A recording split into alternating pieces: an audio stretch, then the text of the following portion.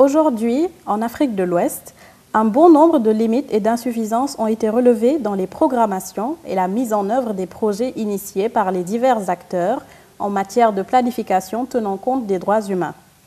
Préoccupée par cet état de fait, l'Union des coalitions ouest-africaines pour l'enfance, l'UCOA, et l'ONG Save the Children International ont mis sur pied une session de formation. L'objectif est de renforcer les capacités des coalitions nationales membres de l'UCOA. Des participants provenant de 15 pays de l'espace CEDEAO ont pris part à cet atelier à Dakar, au Sénégal. Partout dans le monde, les institutions gouvernementales et les organismes internationaux s'activent pour le respect et la promotion des droits de l'enfant. Leur bien-être, quelle que soit leur origine ethnique, est une responsabilité collective. Seulement, cette mission repose essentiellement sur les épaules des organisations de la société civile. Pour représenter correctement les enfants, parler d'une voix autorisée et légitime en leur nom, elles doivent comprendre et maîtriser leur action. Les représentants des coalitions membres de l'UCOA ont bénéficié d'un bon nombre de recommandations. Une de celles-ci, c'est que l'ensemble des participants à cette rencontre, au-delà du fait qu'ils doivent internaliser tout ce qui a été dit en matière de planification axée sur les droits de l'enfant, ils doivent restituer le contenu de ce qu'ils ont appris. Mais une autre recommandation, c'est qu'en termes de planification axée sur les droits de l'enfant, il a été admis et recommandé que l'analyse situationnelle soit en tout cas la boussole de l'ensemble des acteurs. Vous ne pouvez pas intervenir dans une localité sans faire une analyse situationnelle si elle n'existe pas, et également en tenant compte des priorités nationales et des observations des comités qui sont en charge, que j'appellerais les mécanismes de suivi des instruments juridiques auxquels nos États ont souverainement souscrit. L'autre recommandation, c'est que dans toute action qui concerne les enfants, nous avons l'impérieuse nécessité et l'impérieux devoir d'intégrer les enfants en matière de participation pour agir avec et pour les enfants. Très souvent, c'est quelque chose que nous banalisons. C'est un des principes cardinaux, des principes fondamentaux des droits de l'enfant qu'on n'a pas toujours internalisé ou souvent qu'on perd de vue. Les enfants ont des opinions. Il faudrait que nous créions ce cadre-là au sein de nos organisations, au sein des clubs d'enfants, afin que ces derniers puissent effectivement eux-mêmes participer dans la réflexion, mais également dans la mise en œuvre de ces activités-là. Voilà, à mon sens, des recommandations clés qui ont été en tout cas formulées. Un dernier que j'allais certainement oublier, c'est le plaidoyer. Et à ce niveau-là, il y a déjà des activités de prise en charge, il y a également le plaidoyer qui est au milieu, et il y a aussi le renforcement des capacités techniques et organisationnelles de nos structures membres. Très souvent, nous faisons le plaidoyer sans nous mirer nous-mêmes dans le miroir pour savoir, en fait, est-ce que nous-mêmes ne constituons pas le goulot d'étranglement de ce que nous voulons promouvoir, qui sont les droits des enfants. Et je crois que c'est à cela que tout le monde, en tout cas, a été averti sur cette question-là, qu'en faisant le plaidoyer, il faut d'abord s'examiner, il faut d'abord s'interroger, est-ce que je suis convaincu des valeurs que je porte d'abord, avant de pouvoir penser booster une dynamique. Je ne peux être qu'optimiste, c'est la raison pour laquelle nous sommes là, et je ne peux fonder l'espoir que effectivement tout ce qui a été dit, je dirais même à la lettre, sera suivi. Quand on estime en tout cas être un défenseur des droits de l'enfant, c'est que c'est un sacerdoce, c'est une croix, tout à l'heure je l'ai dit en salle, c'est une croix, c'est la croix que Jésus a portée, que nous sommes en train de porter, c'est le combat que notre prophète a mené, c'est ce que nous sommes en train de mener, et je pense que c'est un devoir moral pour tout celui qui vient au nom des enfants, que nous appelons souvent la voix des sans-voix, ou en tout cas les vulnérables, que nous prenions en tout cas toute la mesure de l'importance de ce qui a été discuté et de notre devoir effectivement de rendre compte de manière assez fidèle. Les enfants ont des besoins et des vulnérabilités spécifiques. C'est la raison pour laquelle on adopte une approche adaptée à leur égard. La programmation basée sur les droits de l'enfant apparaît comme une stratégie concrète pour un processus de développement axé sur l'enfant. Cet outil matérialise l'esprit de la Convention relative aux droits de l'enfant et de la Charte africaine sur les droits et le bien-être de l'enfant. Ces deux textes juridiques sont une base pour planifier, gérer, mettre en œuvre et suivre les programmes de renforcement des droits de l'enfant tels que définis par le droit international.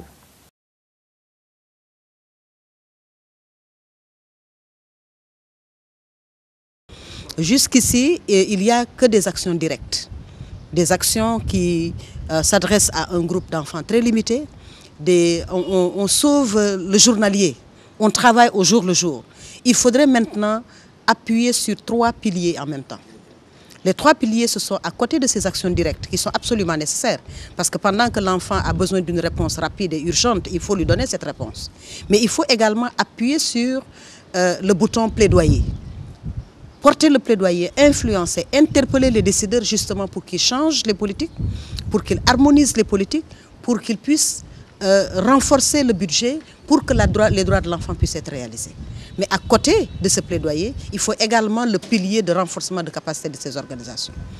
Il ne faut pas parler dans la nature, il ne faut pas parler de façon très désorganisée.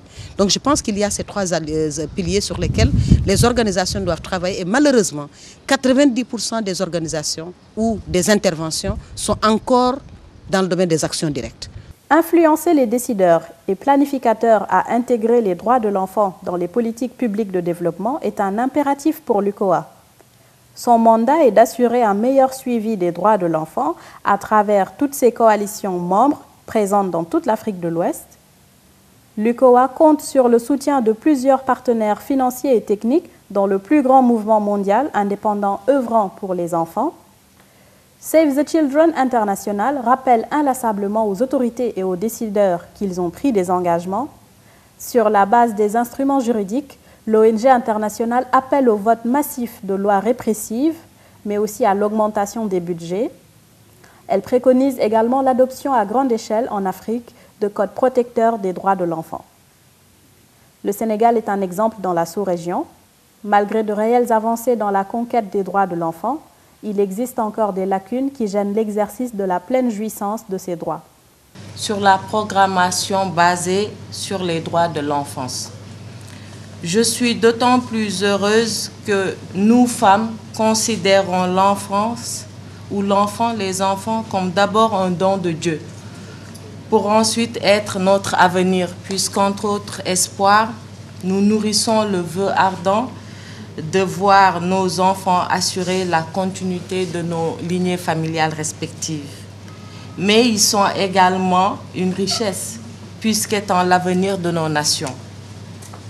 C'est pourquoi l'analyse de la situation des enfants ne peut se faire sans prendre en compte le contexte socio-économique de nos pays respectifs, souvent caractérisé par une pauvreté massive qui touche environ 54% de la population au Sénégal et autant pour la sous-région avec qui nous partageons pratiquement les mêmes difficultés.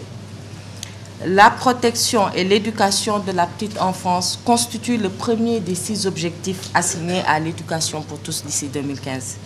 C'est pourquoi le Sénégal a inscrit le développement de la petite enfance parmi ses priorités.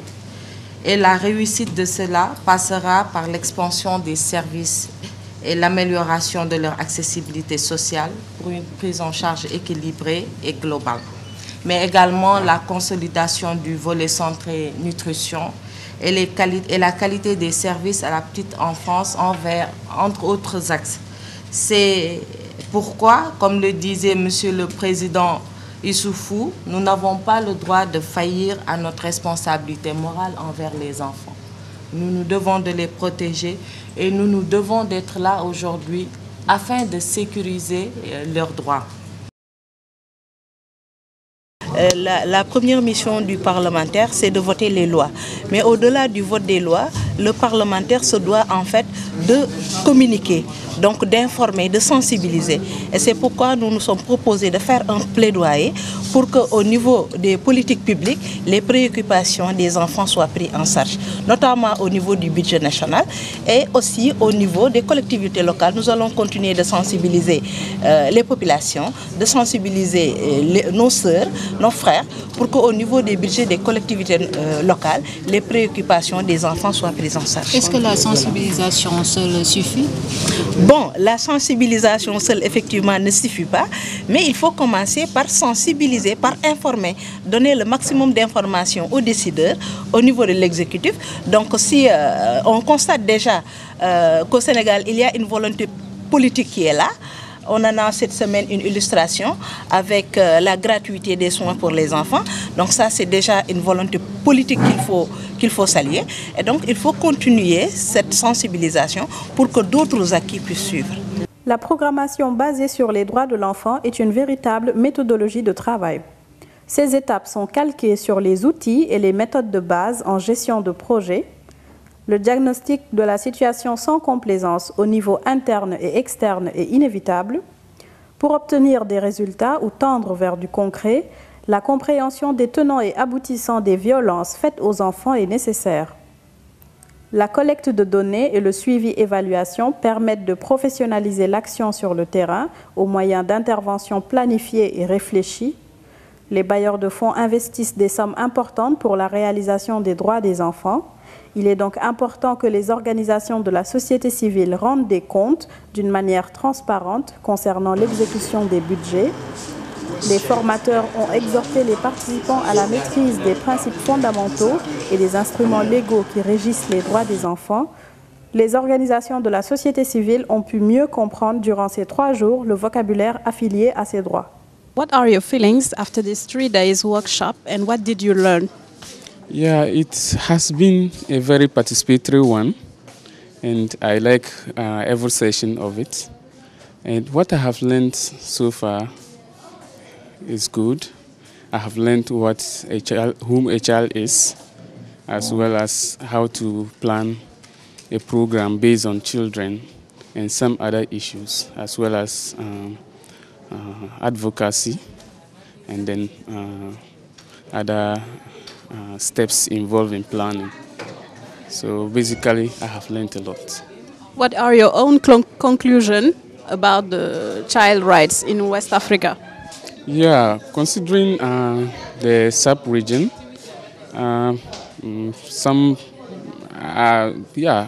at least we are making a gradual process, and I think that our efforts would help to contribute greatly towards enhancing children's rights in the next few years to come. It is a process. What did you learn after these 3 days of workshop? First of all, I'm very glad to be here to participate in this workshop, and I've learned a lot. As a finance officer, I didn't have an experience about programming, but from the 3 days, I learned a lot.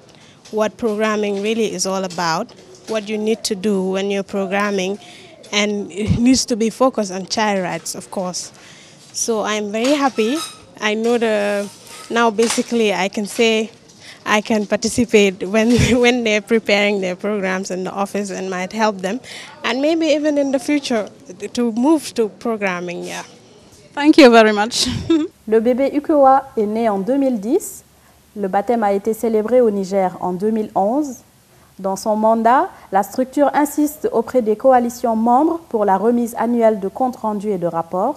Elle s'enquiert ainsi des difficultés rencontrées par les porte-paroles des enfants pour y remédier avec l'aide du secteur public et des structures internationales. Je m'appelle Gadegbe Innocentia, je viens du Bénin. Je viens au nom du réseau CLOSE du Bénin, qui veut dire Comité de liaison des organisations pour la lutte pour le droit des enfants. Vous venez d'assister à un atelier sous-régional de formation et de partage sur la programmation des droits de l'enfant pendant 3 jours. Qu'est-ce que vous avez retenu? Ce que j'ai retenu ici, c'est très important. C'est une formation de haut niveau, et ça constitue également un recyclage pour moi. Dans le domaine de la Convention relative aux droits des enfants, avec quelques notions de la Convention sur les droits de l'homme.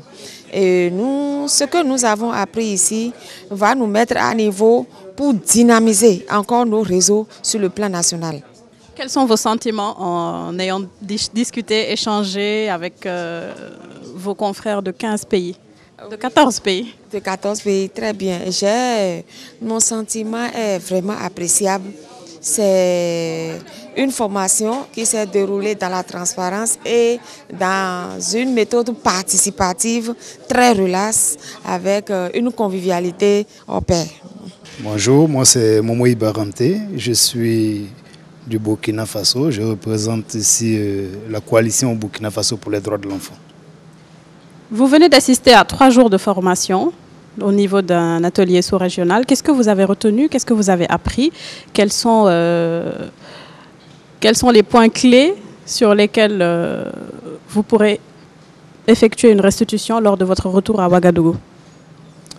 Durant ces 3 jours de formation qui portent, il faut le rappeler, sur la planification axée sur les droits de l'enfant, j'ai retenu pas mal de choses, dans la mesure où c'est le champ de formation qui vient toujours apporter un plus aux coalitions que nous représentons, surtout pour adresser les problèmes de façon holistique à travers les droits de l'enfant.